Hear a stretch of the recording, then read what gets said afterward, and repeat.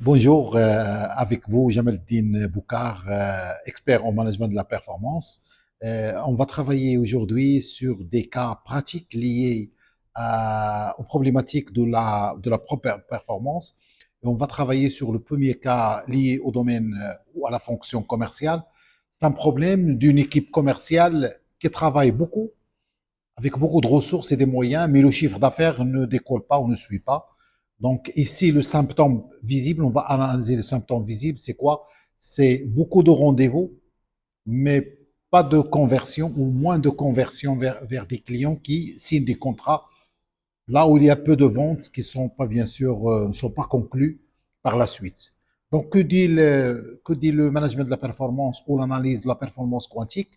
Méthode Bocard, c'est d'abord, il y a le faux diagnostic qui est classique. On dit, puisque ils ne produisent pas beaucoup de résultats vis-à-vis en conversion des clients, c'est-à-dire qu'il y a un manque de motivation où l'équipe commerciale n'est pas assez compétente pour produire. Alors que le diagnostic Bocard performance quantique, il dit autre chose. Il dit que peut-être il y a une absence de priorisation de clients à fort potentiel. Peut-être que les commerciaux ne priorisent pas des clients qui sont à une valeur ajoutée supérieure, c'est-à-dire ils ne font pas une segmentation à forte valeur ajoutée, ou peut-être ils font un pilotage par volume et non pas par valeur liée au client. Donc ça, c'est un constat, entre autres, de diagnostic Bocard qui vise à chercher les indicateurs invisibles derrière la performance ou derrière la sous-performance. Alors, quels sont les leviers peut-être qu'on peut activer?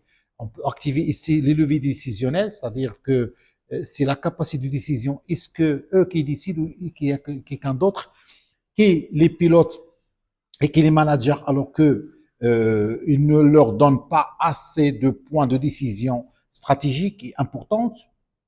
On parle ici peut-être que les leviers qu'on peut activer, c'est la focalisation. Donc, on peut travailler, c'est l'axe focalisation sur des clients à fort potentiel, avec bien sûr une analyse préalable ou un pilotage par impact, bien sûr, c'est un troisième levier. Donc, réellement, si on redéfinit et on fait le diagnostic, peut-être sommairement, le plan d'action probable qu'on peut faire avec cette équipe commerciale qui travaille énormément son retour sur chiffre d'affaires.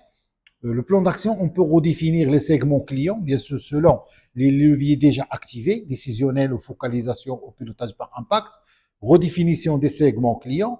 On va travailler peut-être avec eux un plan d'action lié au KPI de conversion, comment ils peuvent installer des indicateurs de performance liés à niveau de conversion avec un suivi sur le terrain. Et bien sûr, comme plan d'action, on va travailler avec eux peut-être les rituels décisionnels, comment installer un ensemble de rituels, d'habitudes automatiques liées à la prise de décision, au choix exact, le choix exact des clients pour lesquels ils peuvent fournir des efforts conséquents et maximaliser et orienter les ressources vers cette typologie de clients. Donc, pour résumer, la leçon qu'on peut tirer de l'étude de ce cas commercial avec une approche management de la performance quantique, méthode Bocard, c'est que la performance commerciale est une question de choix et non pas d'effort.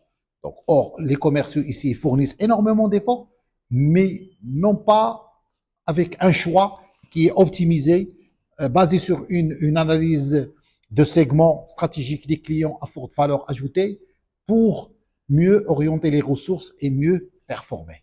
Donc voilà, je vous remercie de votre attention et je vous donne rendez-vous, Inch'Allah, dans d'autres cas pratiques liés peut-être au management, au RH ou à la production, dans le même sens d'analyse sous la loupe du management, de l'outil management de la performance optique ou orientation quantique. Merci beaucoup.